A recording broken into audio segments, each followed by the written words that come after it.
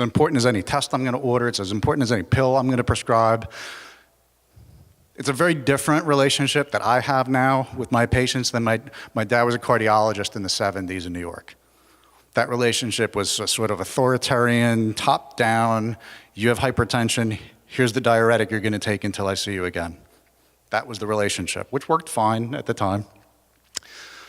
I work in a residential treatment facility in Arizona. By the time people get to me, they have probably failed a couple of treatment courses that people have prescribed for them. If I just say, here, I'm prescribing this treatment course for you, here's what you're going to do, we're probably going to meet with failure again. So in my mind, the relationship has to be one of more of like an even playing field. We're working as a team together. We have to figure out together a treatment course with which that patient can and will comply, or else we're not going to get anywhere again, right? And I need the trust. If I don't have a relationship with the patient and I say you have to take your Seroquel, they might just say, yeah, I'm taking it. But if we really have a good relationship and then they'll tell me they're not complying because they're getting weight gain or sexual side effects or whatever it is, okay, then we can move forward and make a different choice together. Focus on the whole person. This is the second tenet, the whole person. The medical students that rotate with us, we have medical students from the University of Arizona that we treat, and they like it there. They get a whole different sort of view of medicine at Sierra Tucson than they do, at the ER in the middle of the city in Tucson. And I drive them crazy, saying all the time, the whole person and the individual person.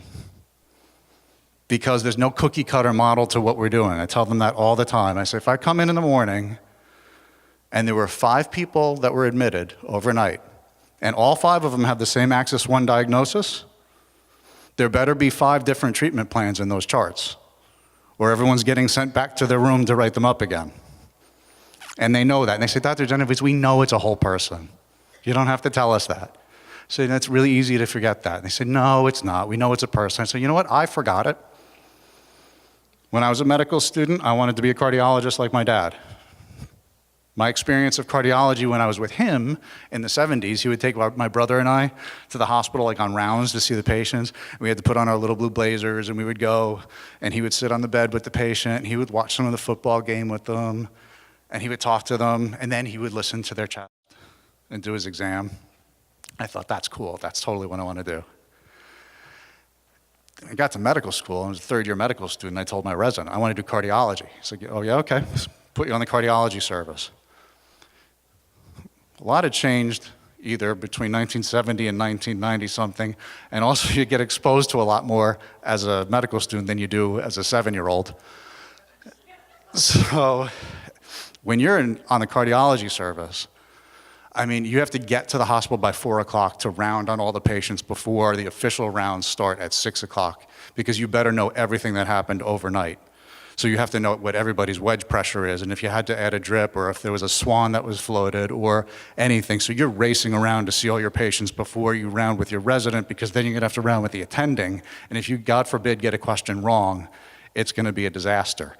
So everyone had this method of how they would round to get done on time. So some people would see their really acute patients first, because those notes were really long that you'd have to write in the ICU, and they'd get those done, and then they would try to see patients afterwards. I would start at the top of the building and work my way down, because rounds started on the first floor. And there was one day, and I was always done on time because you didn't want to get in trouble. There was one day where a bunch of things had happened overnight, and I was working my way down, and I got down to the 4th floor, which was the cardiac ICU, and so many things had happened that I was starting to run behind time. And I was thinking, oh my God, I'm not going to be done by the time rounds start. And I started racing and racing, and I got to a few patients, and I said, where's bed 17, Nelson? Where's bed 17, Nelson? And the nurse said she expired. I was like, okay, thank God, I don't have to write a note. Well, yeah, exactly. I caught myself and I thought, did I just react with relief to the fact that a patient died? So I walked back to the ICU, found the nurse, and I said, what happened to Mrs. Nelson? She said, I told you she expired.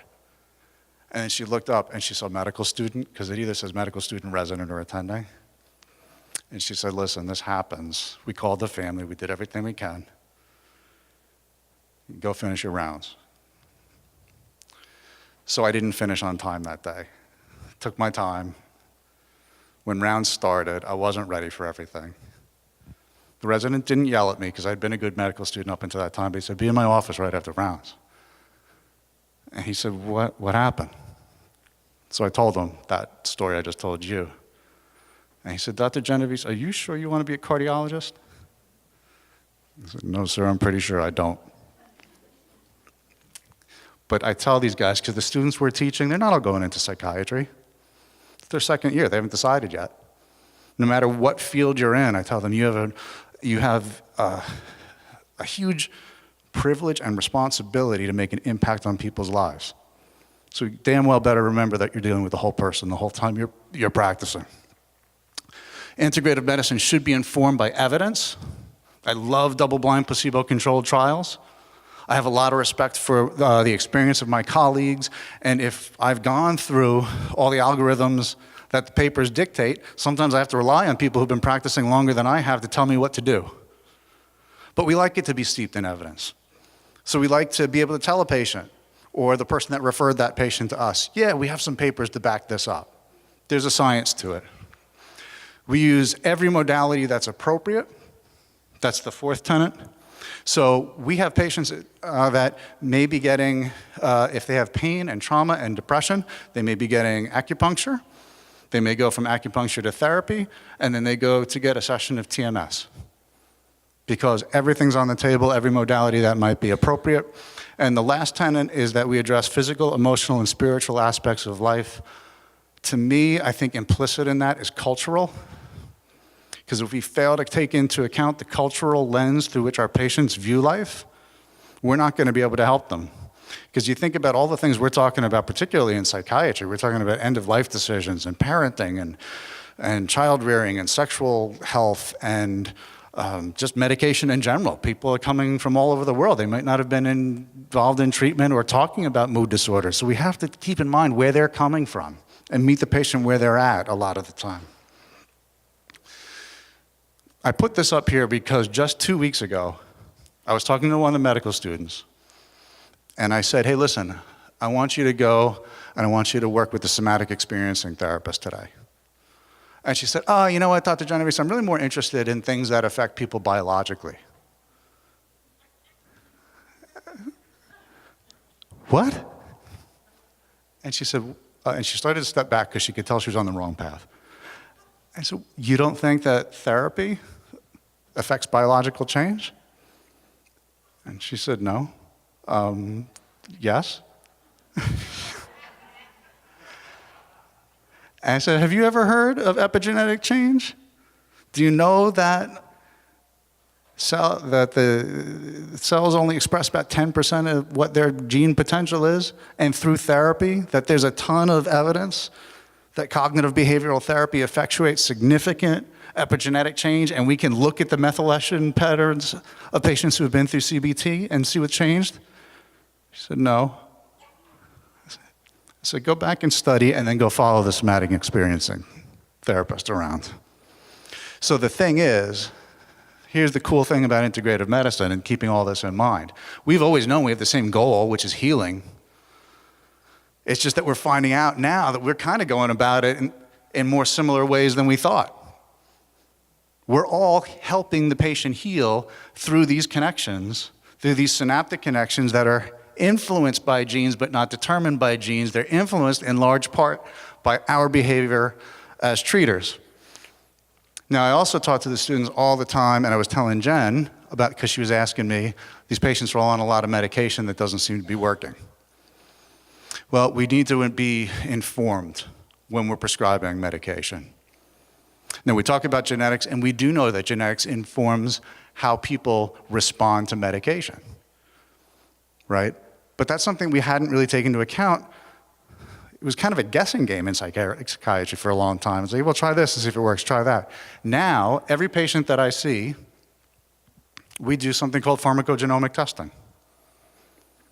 So the patients come in, and I say, hey, listen, I'm going to swab the inside of your cheek. I'm going to take some cheek cells. I'm going to mail them off to a lab. Lab's going to send me a report. The report's going to tell me which medications you're more likely to benefit from and which ones you're not. And they say, no way.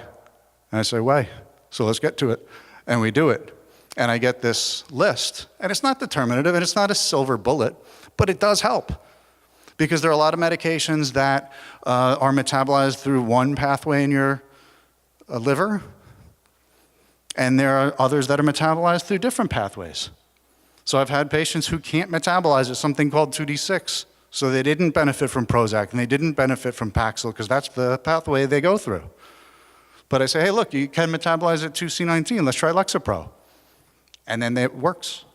And the patient feels more comfortable because they see something on paper. And there's something to that. And there's something to the ritual of gathering this whole thing, that you care about them. So we can do pharmacology. We just have to be, yeah.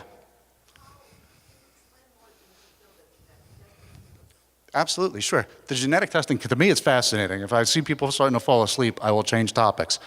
There's basically three things that we look at with the genetic testing. The first one is called pharmacodynamics. That's what the drug does when it gets to the receptor site. So we can look at a gene that codes for a particular part of the neuron that receives and where the medicine is supposed to do its work. And we can tell from the gene, which makes the protein, if you're going to have that protein. Let me back it up, and maybe this will be simpler. I said there are three things that we look at: pharmacodynamics, pharmacokinetics, and then other side effects. Pharmacokinetics kind of deals with how the medication gets to where it has to go. So I was mentioning these different enzyme systems. In your liver, they're called the cytochrome P450 enzyme systems. There's a whole bunch of them. If you have a gene that codes for 2D6, genes make proteins. Proteins, like enzymes, break down medication. If you don't have a gene that codes for 2D6, we shouldn't give you a medication that's metabolized by 2D6. Does that make sense? If you have a gene that codes for way too much 2D6, and you're going to be what we call an ultra-rapid metabolizer, so I could give you tons and tons and tons of Paxil, you're just going to keep metabolizing, you're not getting any benefit. This is widely available now. So patients can get it. Yeah, there's a few of them. So the one that we use is called GeneSight. It's GeneSight. There's another one called Genomind, which is Genomind.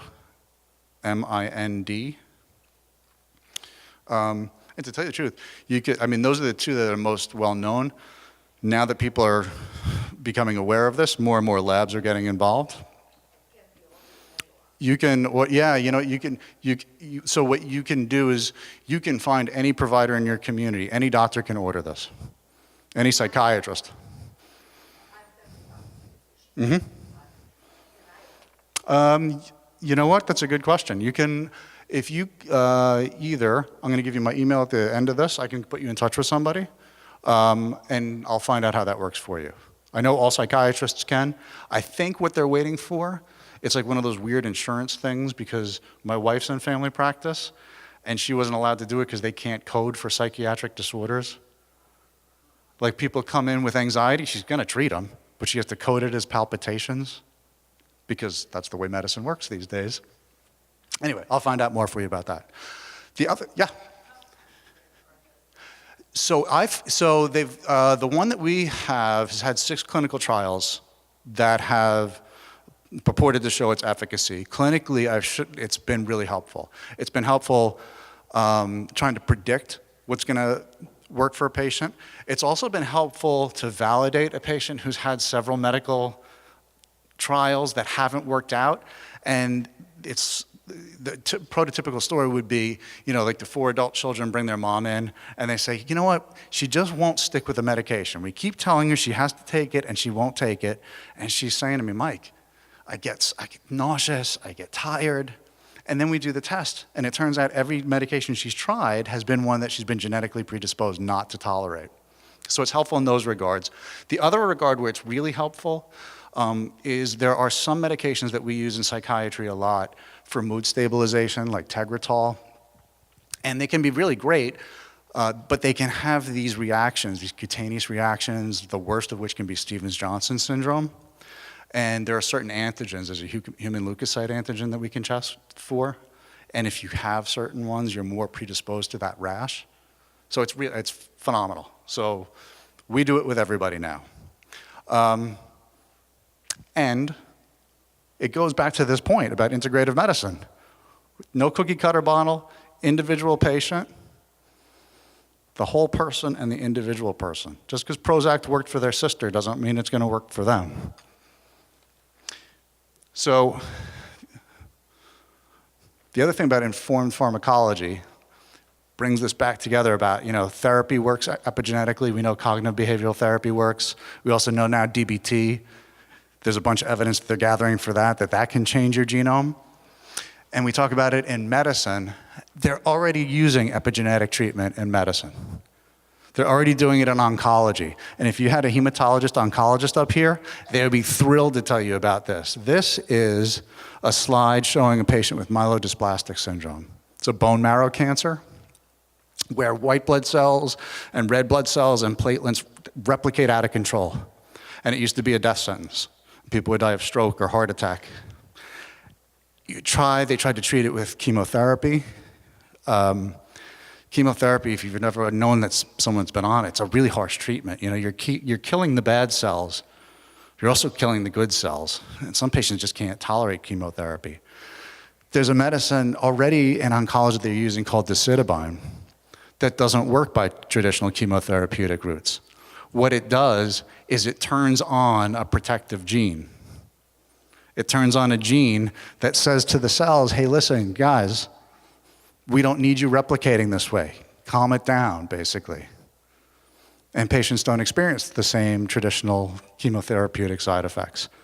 And if they can do it in oncology, we can do it in psychiatry. And we're already learning about medications we've been using for years. So when I went to medical school, if you had said Dr. Genovese, and in medical school, you might remember this from medical school, they call you doctor before you are a doctor to kind of remind you you're not a doctor. Dr. Genovese, what's the mechanism of action of Depakote? Well, at that time, I would have said it seems to increase GABA. It seems to work at voltage gadolinium sodium channels. And that would have been right. But now, you'd also have to say it's a histone deacetylase inhibitor, which basically means it keeps on protective genes. So it's awesome. So we're we are learning so much more about that which we already knew. So this is hopeful for patients too, who say, listen, I've been through every medication in the world, they haven't worked, but we might have been using them wrong because we haven't always been right in medicine. And now we're learning a lot more and we're building exponentially our knowledge base. So don't lose hope because there's tons of hope left. And even if no medication is going to work, we try to use medication, and we hope that we're going to find the right medication through using all these tests, and that we're going to be able to relieve some of the symptoms that are associated with things like depression. But we know that some of the patients that we treat are going to take these medicines, and I know from the testing that I'm doing, they don't have the enzyme systems to break these medications down. So we're not going to be able to find a medication that works because all they're going to get are these side effects. So we can't just throw up our hands. So, yeah, go ahead.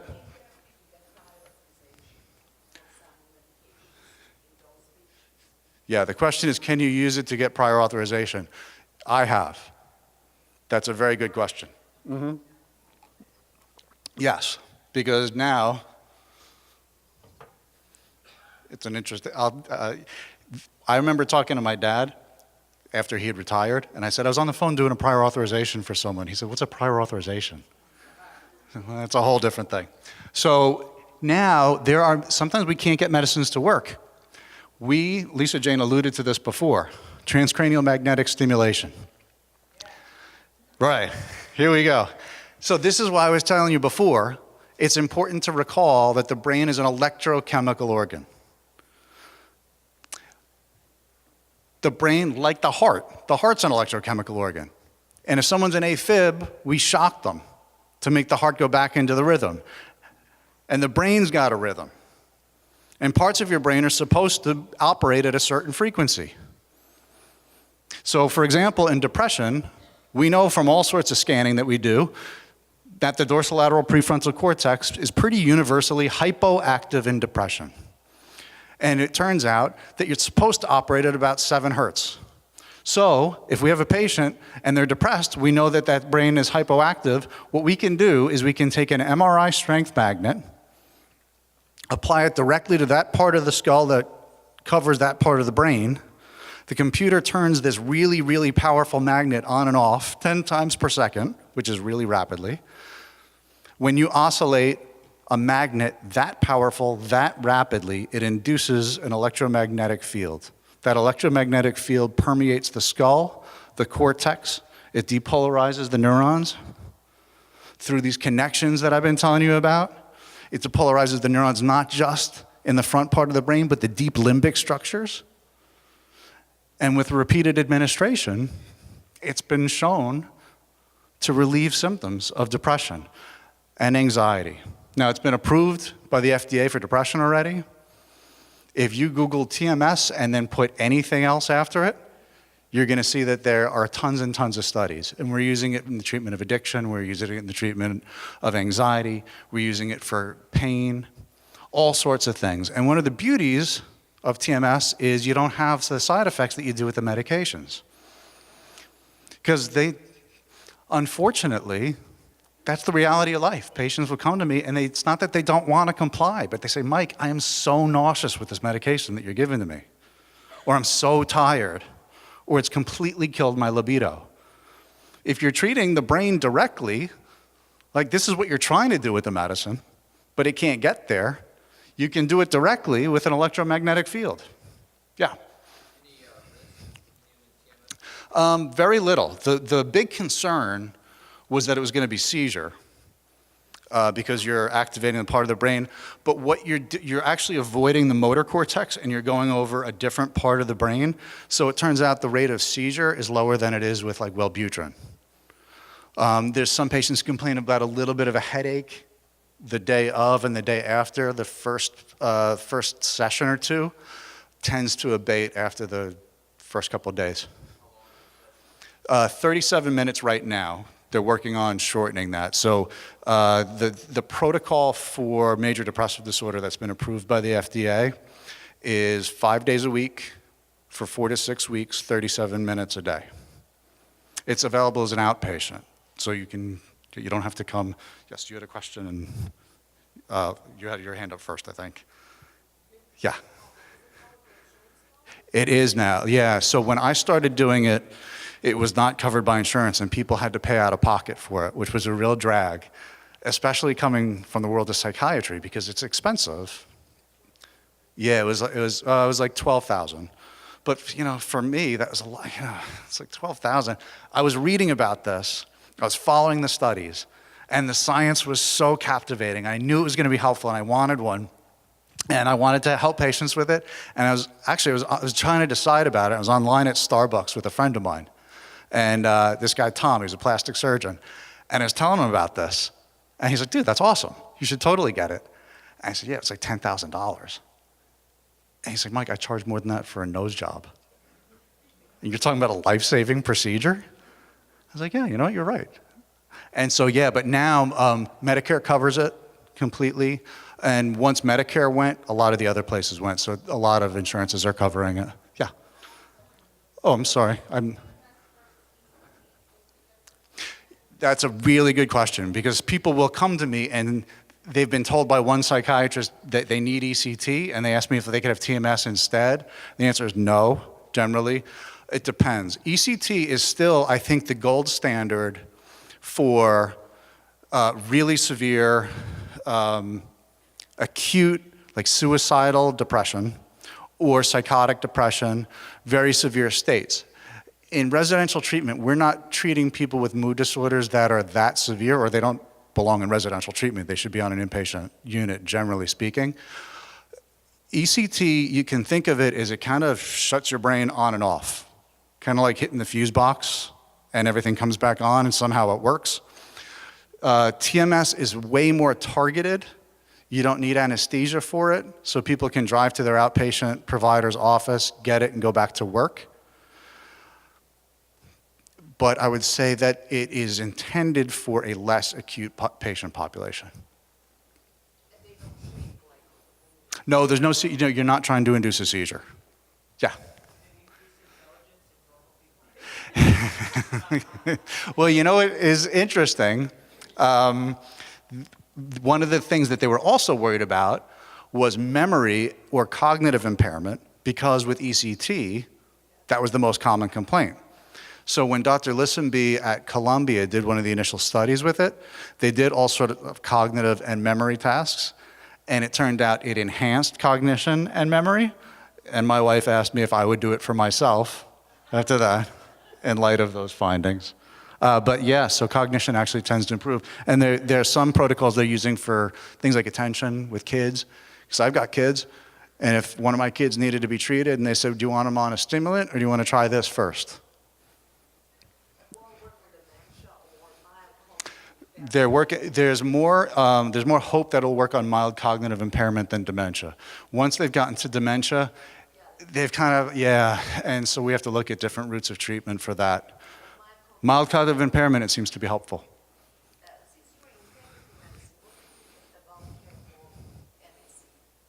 Oh, Serafolin?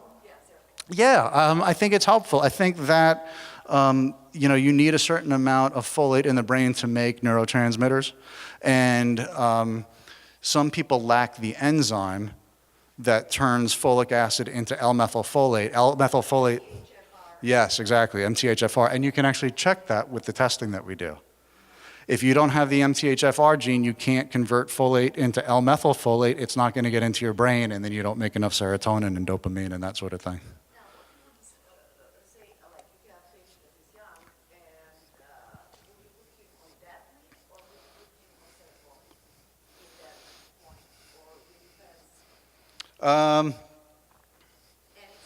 They both have L-methylfolate. Right. Yeah. I think that you get into one of those situations where you're kind of dealing with that person at that time, and what else do they have going on, and would Serafolin be better, or is there a memory component? Because Serafolin's also helpful with things like cognitive impairment. Or if you're just dealing with mood, I'd probably do Deplin. Yes? TMS? So that's what we were just talking about. Mild cognitive impairment. On the sort of beginning stages of it, it seems to be somewhat helpful. But when I was in private practice, people would come to me, they're very desperate because we've done so painfully little advancing our knowledge about advanced dementias, and they tried everything, and they say, Dr. Genovese, would you do the TMS on my mom because her dementia's, and I said, no, it's not going to be helpful enough for that. You might get some symptom improvement. So if you want to do it because you want them to not be suffering with the mood and the irritability and that sort of thing, we can try it. But I don't want to raise your hopes to the point where we're going to cure the actual memory and cognitive impairment. I think we're going to have to go down a whole different line of research with that. I think epigenetics is actually going to be the way. It's going to be early detection of the risk and then turning on protective genes that prevent that. Because there are studies that show that people that even have the Alzheimer's genes, like they've studied these small sects of Carmelite nuns that are doing mental activity all day, every day, and they have way lower rates of dementia. So I think it's going to be something more like that, yeah.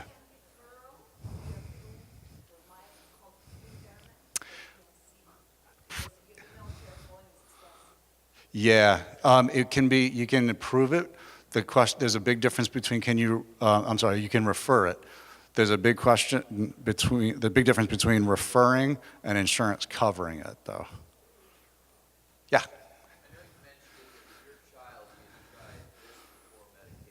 Mm-hmm. So do you do that with patients in general? Like I know you went over the genome testing with us. Yep. So what I was saying, yeah, if it was ADHD, I would probably want to try this with my kid first if I caught it at an early enough age where I thought that it wasn't going to impact. Now, there are some kids who, listen, they're ADHD. By the time they are diagnosed and brought to me, they're already in 7th grade. They're already really starting to have trouble, and they really can't focus, and they can't stay in their seat, and they need an acute course or they're going to fail out. And then I'm happy to prescribe. But when we have kids who are younger, it's not FDA approved for this, by the way. These are studies that are going on. But if you have a kid who's coming in and their attention is not as impaired, and the patient, they're starting to show signs, and some of the neuropsych testing shows that they might have some ADHD, there's less risk involved with something like TMS than there is with almost any medication. There's no metabolic risk with it. The sort of thing that you worry about with little kids, like appetite suppression. There's a woman that I shared an office with, she was a child psychiatrist. Sometimes she would have to have the kids only take their Vyvanse 5 days a week and take them off on the weekend so they would eat something. That sort of thing. So that all becomes a patient, individualized decision. Mm-hmm. Yep.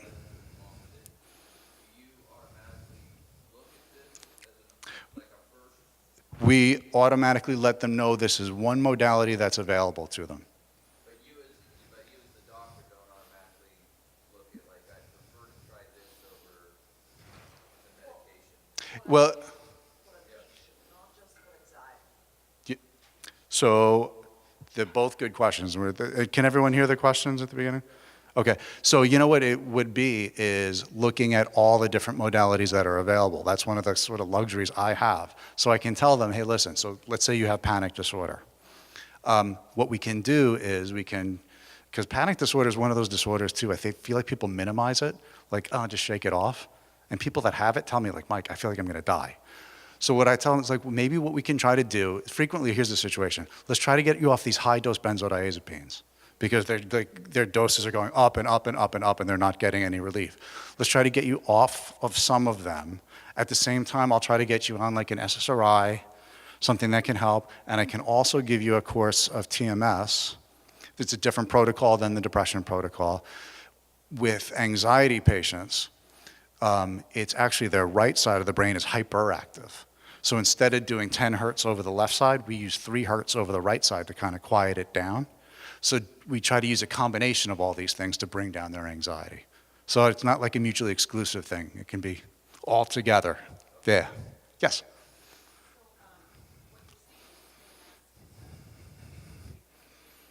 Mm-hmm.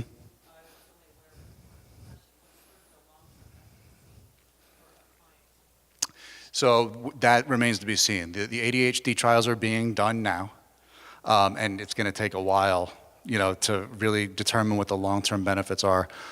I can tell you we can extrapolate from some of the other studies that we have. So depression, I've had some patients who had TMS 9 years ago, never need another treatment. I would say there are more patients who need sort of maintenance, kind of like they did maintenance ECT, where they would come back every once in a while and get some treatment. I think that with ADHD, from what I've read so far, it seems like it would have to be sort of a ongoing treatment, depending on when you start treating the patient. Because remember, like 50% of kids who are diagnosed with ADHD grow out of it by the time they hit their early 20s.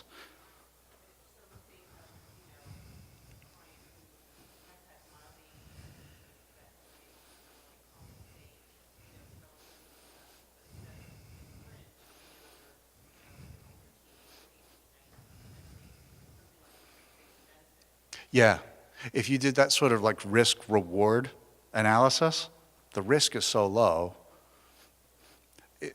until it gets covered by insurance for these indications. The cost could be the prohibitive factor, but the physical risk is low and the benefit is potentially really high. That's what happens, yeah. And then insurance companies play all sorts of games, like, well, we know that, so they make up their own rules, kind of like, so it was. They now say, even for depression, you have to have failed 4 medications, which is just a completely arbitrary. Why do you have to fail 4 medications first? Mm-hmm.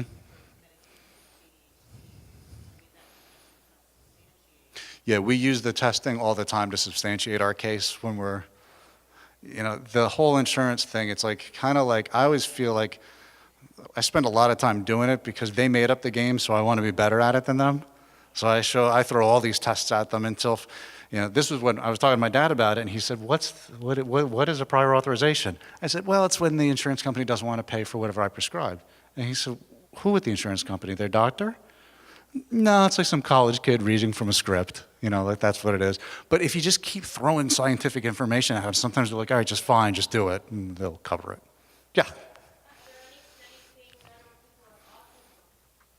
That is actually one of the main foci of study right now.